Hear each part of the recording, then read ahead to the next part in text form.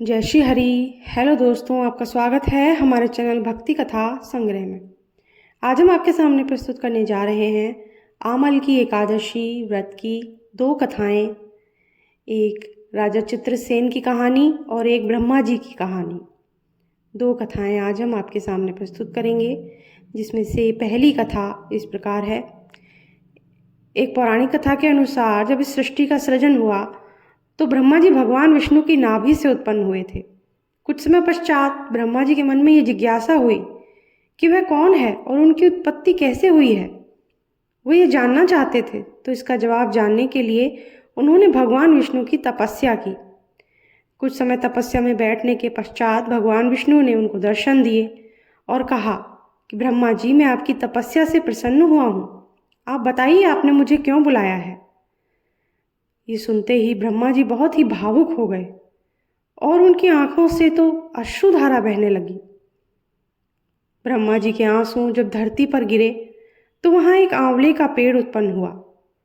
ब्रह्मा जी की तपस्या से प्रसन्न विष्णु भगवान ने कहा कि आपके आंसुओं से यह पेड़, आंवले का पेड़ जो उत्पन्न हुआ है, इसके फल मुझे अत्यंत ही प्रिय होंगे।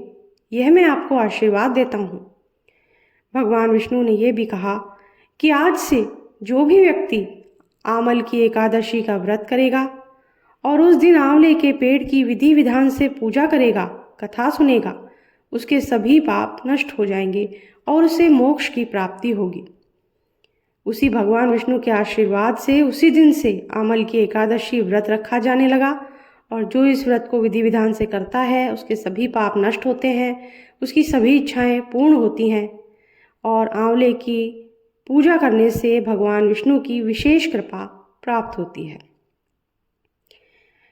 अगली कथा है राजा चित्रसेन की कथा।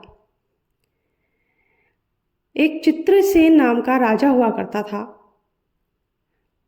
वो अपनी पूरी प्रजा के साथ आमल की एकादशी व्रत किया करता था, विधि विधान से व्रत किया करता था। एक दिन राजा चित्रसेन जंगल में शिकार खेलने गए।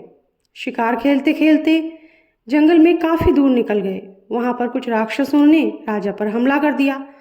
हालांकि उस हमले पर राजा का कोई प्रभाव नहीं पड़ा, लेकिन धीरे धीरे जब राक्षसों की संख्या बढ़ने लगी तो राजा अकेले उन्हें नहीं संभाल पाए और उनके हमले से मूर्छित होकर धरती पर गिर पड़े।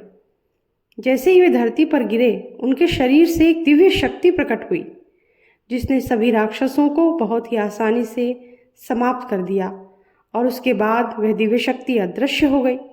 राजा चित्रसेन को जब होश आया तो उन्होंने देखा कि सभी राक्षस मरे पड़े हैं। वे बहुत ही आश्चर्यचकित हुए और वे सोच रहे थे कि यह कौन है जिसने उनकी मदद की और इतने सारे दुष्ट राक्षसों का संहार किया।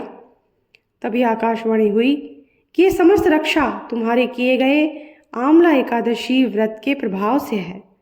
ये सभी राक्षस उसी व्रत के प्रभाव से समाप्त हो गए हैं। ये जानकर राजा चित्रसेन अत्यंत ही प्रसन्न हुए। इस घटना के बाद राजा ने अपने राज्य से बाहर भी आमल की एकादशी व्रत का प्रचार कराया। सभी को इसकी महिमा बताते हुए कहा गया कि आमल की एकादशी व्रत सभी करें, जिससे सभी कष्टों से छूट जाएंगे। इसी के साथ हमारी ये कथा समाप्त होती है।